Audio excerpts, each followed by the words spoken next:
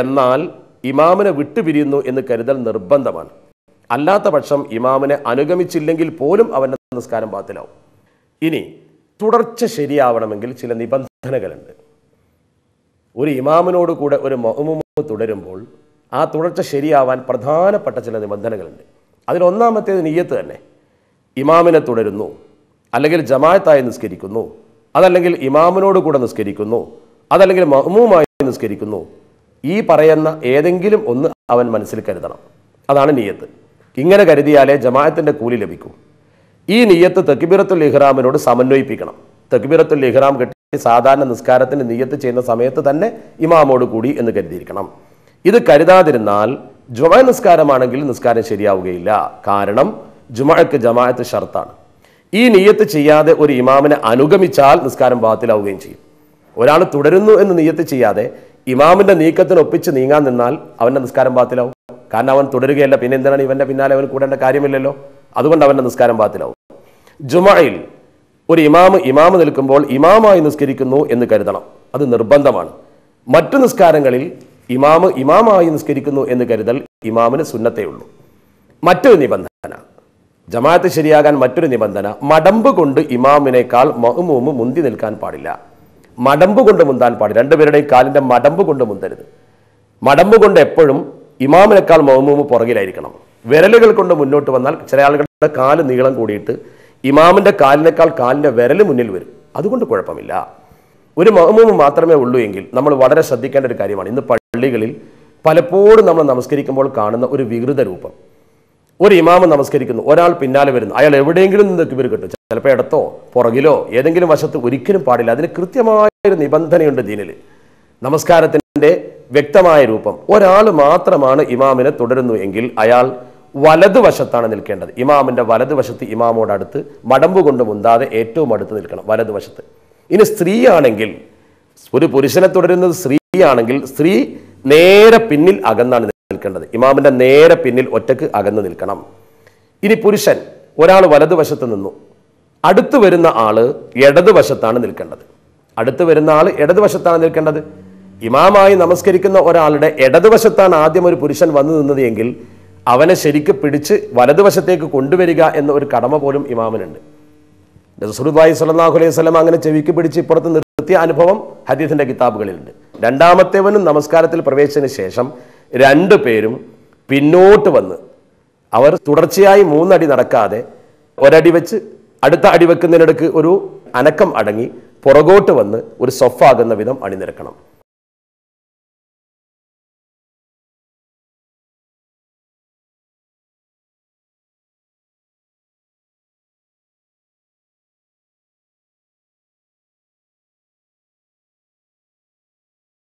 അങ്ങനെ പിന്നെ വരുന്നയാൾ വലത്, പിന്നെ വരുന്ന ആൾ ഇടത്, പിന്നെ വരുന്ന ആൾ വലത്, പിന്നെ വരുന്ന ആൾ ഇടത്, അങ്ങനെ ആ സൊഫ അങ്ങ് പൂർത്തീകരിക്കണം. ഇതാണ് അതിന്റെ രീതി.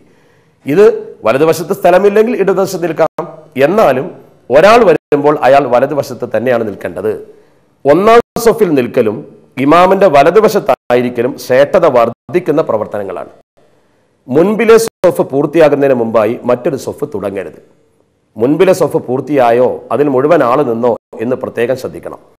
സൊഫുകളുടെ ഇടയിലും ഇമാമും ഒന്നാമത്തെ സൊഫും തമ്മിലും, 2 സൊഫുകൾ തമ്മിൽ ഇമാമും ആദ്യത്തെ സൊഫും തമ്മിൽ 3 മുഴത്തിൽ കൂടുതൽ അകലം ഇല്ലാതിരിക്കൽ സുന്നത്താണ്. അപ്പോൾ ഇമാമിന്റെ പുറകിൽ വരുന്ന സൊഫ്, ഒരാൾ വന്നു, രണ്ടാമത്തെ ആൾ വന്നു, അവർ പുറകിലേക്ക് എത്ര പുറകോട്ട് വരണം? സാധ്യമാണെങ്കിൽ 3 മുഴത്തിൽ കൂടുതൽ അകലമില്ലാതെ പിന്തണം. സാഹചര്യത്തിനും സന്ദർഭത്തിനും അനുസരിച്ച് അതിനേക്കാൾ കൂടുതൽ പുറകോട്ട് പോകേണ്ടതില്ല. ഇമാമിന്റെ തൊട്ട് പിന്നിൽ പുരുഷന്മാർ, കുട്ടികളും സ്ത്രീകളും പുരുഷന്മാരും ഒന്നിച്ച് നമസ്കരിക്കുമ്പോഴുള്ള ക്രമമാണ് പറയുന്നത്. ആദ്യം പുരുഷന്മാർ ഇമാമിന്റെ പിന്നിൽ, ശേഷം കുട്ടികൾ, പിന്നീട് സ്ത്രീകൾ എന്ന ക്രമത്തിലാണ് നമ്മൾ ഫാമിലിയായി വീട്ടിലോ മറ്റോ ഒക്കെ നമസ്കരിക്കുമ്പോൾ, കുടുംബത്തെ കൂട്ടി നമസ്കരിക്കുമ്പോൾ ആദ്യം പുരുഷന്മാർ, പിന്നെ കുട്ടികൾ, പിന്നെ സ്ത്രീകൾ. ഇതാണ് ക്രമം. നേരത്തെ 2 പേർ തുടരുന്നതിന്റെ അവസ്ഥ വിശദീകരിച്ചപ്പോൾ നമ്മുടെ ഇടയിൽ സാധാരണ കാണപ്പെടുന്ന ഒരു സംഭവം പ്രത്യേകം ശ്രദ്ധിക്കേണ്ടതുണ്ട്. ഒരാൾ വന്ന് തുറന്നു, രണ്ടാമത്തെ ആൾ ഇമാമിന്റെ ഇടതുവശത്ത് വന്ന് നിന്ന് തക്ബീർ ചൊല്ലി നമസ്കാരത്തിൽ പ്രവേശിച്ച ശേഷമാണ് പിന്തേണ്ടത് എന്നാണ് ഇസ്ലാമിന്റെ ക്രമം. അതേസമയത്ത് ഇന്ന് ആളുകൾ ചെയ്യുന്നത്, ഒരാൾ ഇമാമിന്റെ വലതുവശം നമസ്കരിക്കുന്ന കണ്ടാൽ അയാൾ നേരെ ഒരു സൊഫിന്റെ അകലത്തിൽ നിന്ന് മറ്റവനെ പിടിച്ചു വലിക്കും. ഈ വലിച്ച് അവനെ പുറകോട്ടെത്തിച്ച് രണ്ടുപേരും ഒരുമിച്ച് നിസ്കരിക്കുന്നൊരവസ്ഥ. അങ്ങനെ ചെയ്യേണ്ടതില്ല. കാരണം രണ്ടാമത്തവൻ നമസ്കാരത്തിൽ പ്രവേശിച്ചതിന് ശേഷമേ ഒന്നാമത്തവൻ അവന് വേണ്ടി പിന്തി കൊടുക്കേണ്ടതുള്ളൂ. അതുകൊണ്ട് രണ്ടാമത്തവൻ ഇമാമിന്റെ സമീപത്ത് നിന്ന് തക്ബീർ കിട്ടിയതിന് ശേഷം രണ്ടുപേരും ഒരുമിച്ച് ഒരു സൊഫ് ആകുന്നത് വരെ പിന്തണം. എന്നാൽ പിടിച്ചു വലിക്കുന്ന ചില രംഗമുണ്ട്. കുറെ ആളുകൾ ഒന്നിച്ച് നമസ്കരിക്കുന്നു, ആ സൊഫ് പൂർണ്ണമാണ്, പുതിയൊരു സൊഫ് ആരംഭിക്കുന്നു, പക്ഷേ ഒറ്റയ്ക്കേ ഉള്ളൂ, ഇവന്റെ കൂടെ നിൽക്കാൻ ആരുമില്ല. അത്തരം ഒരു ഘട്ടം വരുമ്പോൾ അവൻ ഒറ്റയ്ക്ക് നിസ്കരിക്കൽ നല്ലതല്ലാത്തത് കൊണ്ട് അവൻ ഒരു പുതിയ സൊഫ് ആരംഭിക്കുമ്പോൾ ആ സൊഫിലേക്ക് ഒരാളെ കൂടി കിട്ടുന്നതിന് വേണ്ടി മുൻഭാഗത്ത് നിന്ന് അവൻ ഒരാളെ പിടിച്ച് തന്റെ സൊഫിലേക്ക് നിർത്താം. ഇത് കണ്ട് ആരെങ്കിലും രണ്ടാമത് വരുന്ന ആൾ ഒന്നാമത്തെ ആളെ പിടിച്ചു വലിക്കരുത്. ഒന്നാമത് വരുന്ന ആളും രണ്ടാമത് വരുന്ന ആളും നിസ്കരിക്കേണ്ട ക്രമം നേരത്തെ വിശദീകരിച്ചു. അത് അങ്ങനെ തന്നെ ചെയ്യണം. ഇതൊക്കെ ജമാഅത്തിൽ ശ്രദ്ധിക്കേണ്ട കാര്യമാണ്. നമ്മുടെ പള്ളികളിലൊക്കെ വികൃതമായ ഒരുപാട് രൂപങ്ങൾ, ചെറുപ്പകാലത്ത് മദ്രസയിൽ നിന്ന് ധാരാളം പഠിച്ചാലും ഇതുപോലുള്ള പ്രവർത്തനങ്ങൾ ചെയ്യുന്ന ആളുകളെ കാണാം. ആ സമയത്ത് അവരോട് പറഞ്ഞാൽ പോലും അവർ സമ്മതിക്കില്ല. കാരണം സ്വാഭാവികമായും പല ആളുകൾ ചെയ്യുന്നത് കണ്ട് അവരും അങ്ങനെയാണ് ശരി എന്ന് വിശ്വസിച്ചു പോയി. അതൊക്കെ തിരുത്താൻ വേണ്ടി തന്നെയാണ് നമ്മൾ ഇത്രയും വിശദമായി വിശകലനം ചെയ്തുകൊണ്ട് ഈ കാര്യം സാധാരണക്കാർക്കുള്ള ഭാഷയിൽ പറയുന്നത്. അതോടൊപ്പം തന്നെ ഇമാമും മഅ്മൂമും ഒരു സ്ഥലത്ത് ഒരുമിച്ച് കൂടുക എന്നത് ജമാഅത്തിന്റെ നിബന്ധനകളിൽപ്പെട്ട ഒന്നാണ്. ഇമാം ഒരു സ്ഥലത്ത് മഅ്മൂം വേറെ ഏതെങ്കിലും സ്ഥലത്തായാൽ പറ്റില്ലല്ലോ. അതേ പ്രകാരം തന്നെ മറ്റൊരു നിബന്ധനയാണ് ഇമാമിനെയോ സൊഫിൽ നിൽക്കുന്നവരെയോ കാണുക. ഒന്നുകിൽ ഇമാമിനെ കാണണം, അല്ലെങ്കിൽ ഇമാമിനെ കാണേണ്ടതില്ല, സൊഫുകളെ കാണണം. അതല്ലെങ്കിലോ അല്ലെങ്കിൽ ഇമാമിന്റെയോ വിശ്വസ്തനായ മുബല്ലിഗിന്റെയോ ശബ്ദം കേൾക്കുക. സൊഫ് കണ്ടോളണമെന്നില്ല, ഇമാമിന്റെ ശബ്ദം കേട്ടാൽ മതി, ലൗഡ് സ്പീക്കർ മുഖേനയോ മറ്റോ. അതുപോലെ തന്നെ അല്ലെങ്കിൽ വിശ്വസ്തനായ മുബല്ലി എന്നാൽ ഇമാമിന്റെ ശബ്ദം കേട്ടുന്നതോടുകൂടി ഉറക്കെ. നിങ്ങൾ സൗദിയിലൊക്കെ ഹറമിൽ നമസ്കരിക്കുമ്പോൾ കേൾക്കാമല്ലോ, അള്ളാഹു അക്ബർ എന്ന് ഇമാം പറയുമ്പോൾ മുബല്ലി ഉറക്കെ അള്ളാഹു അക്ബർ എന്ന് പറയും. ഇമാമിന്റെ ശബ്ദം മറ്റുള്ളവർക്ക് എത്തിക്കുന്ന ആള് മുബല്ലി, എത്തിക്കുന്നവനാണ്. അയാളുടെ ശബ്ദം കേൾക്കുകയോ മുഖേന ഇമാമിന്റെ നീക്കങ്ങളെ മഅ്മൂമ് അറിയൽ തുടർച്ചയുടെ നിബന്ധനയാണ്. ഇമാമിനും മഅ്മൂമിനുമിടയിൽ 300 മുഴത്തിൽ കൂടുതൽ അകലമുണ്ടായാലും രണ്ടുപേരും വ്യത്യസ്ത കെട്ടിടങ്ങളിൽ ആയാൽ പോലും തുടർച്ച ശരിയാവും. കാരണം പള്ളിയിലാണെങ്കിൽ പള്ളിയിൽ നിന്ന് ചെന്നെത്താൻ കോണി ഇല്ലാത്ത ഒരു തട്ടിൻ പുറത്താണ്. ഇങ്ങനെയൊക്കെയുള്ള ഘട്ടത്തിൽ തുടർച്ച ശരിയാവില്ല. പള്ളിയിലേക്ക് കടന്നു വരാൻ വഴിയില്ല, തട്ടിൻ പുറത്ത് നമസ്കരിക്കുന്നു, അങ്ങോട്ട് പോകാൻ പള്ളിയിൽ നിന്ന് കോണിയില്ല, അങ്ങനത്തെ ഒരു ഘട്ടത്തിൽ നമസ്കാരം ശരിയാവില്ല. ഒരാൾ പള്ളിയിലും മറ്റേയാൾ പുറത്തുമാണെങ്കിൽ അവർക്കിടയിൽ അകലം 300 മുഴത്തിൽ കവിയാൻ പാടില്ല. അത് ജമാഅത്ത് നമസ്കാരത്തിന്റെ നിബന്ധനയാണ്. ഇനി നടത്തത്തിനോ കാഴ്ചക്കോ തടസ്സം വരുന്ന മറ അവർക്കിടയിൽ ഉണ്ടാവാൻ പാടില്ല. ഇമാമിനും മഅ്മൂമിനും ഇടയ്ക്ക് നടത്തത്തിനോ അതല്ലെങ്കിൽ കാഴ്ചക്കോ തടസ്സമാകുന്ന ഒരു മറ ഉണ്ടാകാൻ പാടില്ല. അല്ലെങ്കിൽ മഅ്മൂമുകളിൽ ഒരാൾ മറയിലുള്ള ദ്വാരത്തിന് നേരെ നിൽക്കൽ ഷർത്താണ്. അങ്ങനെ നടത്തത്തിന് തടസ്സമുള്ള ഒരു മറയുണ്ടെങ്കിൽ മഅ്മൂമുകളിൽപ്പെട്ട ഒരാൾ ഇമാമിനെ കാണത്തക്ക വിധം അല്ലെങ്കിൽ ഇമാമോടൊന്നിച്ച് നമസ്കരിക്കുന്നവരെ കാണത്തക്ക വിധമുള്ള മറയിലുള്ള ദ്വാരത്തിന് നേരെ നിൽക്കൽ ഷർത്താണ്. നമ്മുടെ പള്ളികളിലൊക്കെ ചിലപ്പോൾ ഇങ്ങനെ കാണാറുണ്ടല്ലോ, ഇമാമിനെയോ ഇമാമ് നിസ്കരിക്കുന്ന അതേ സ്ഥലത്തെ ചില മഅ്മൂമുകളെയോ കാണത്തക്ക വിധം മഅ്മൂമുകളിൽപ്പെട്ട ഒരാൾ മറയിലുള്ള ദ്വാരത്തിന് നേരെ നിന്നാൽ അവനെ അനുഗമിച്ച് നിസ്കരിക്കുന്നവരുടെ നിസ്കാരവും സാധുവാകും. ഒരു കാര്യം ചെയ്യുന്നതിലോ ഉപേക്ഷിക്കുന്നതിലോ മഅ്മൂമ് ഇമാമിനോട് വിയോജിച്ചാൽ, ഇമാമ് ചെയ്തു മഅ്മൂം ചെയ്തില്ല, അല്ലെങ്കിൽ ഇമാമ് ചെയ്തില്ല മഅ്മൂം ചെയ്തു, ഇങ്ങനെ വിയോജിച്ചാൽ അതിര് കവിഞ്ഞു പോകുന്ന സുന്നത്ത്, അങ്ങനെയുള്ള ഒരു സുന്നത്തിൽ മഅ്മൂമ് ഇമാമോട് യോജിക്കൽ, അഥവാ ഇമാമ് ചെയ്തെങ്കിലേ ചെയ്യാവൂ, ഇമാമ് ചെയ്യാതിരുന്നാൽ ചെയ്യാൻ പാടില്ല. അവിടെ ഇമാമും മഅ്മൂമും തമ്മിൽ വിയോജിപ്പുണ്ടായാൽ തുടർച്ച ശരിയാവില്ല. അവിടെ യോജിക്കൽ തുടർച്ചയുടെ നിബന്ധനമാണ്. അതിന് ഉദാഹരണം ഓത്തിന്റെ സുജൂദ് ഇമാമ് ചെയ്തു മഅ്മൂം ചെയ്തില്ല.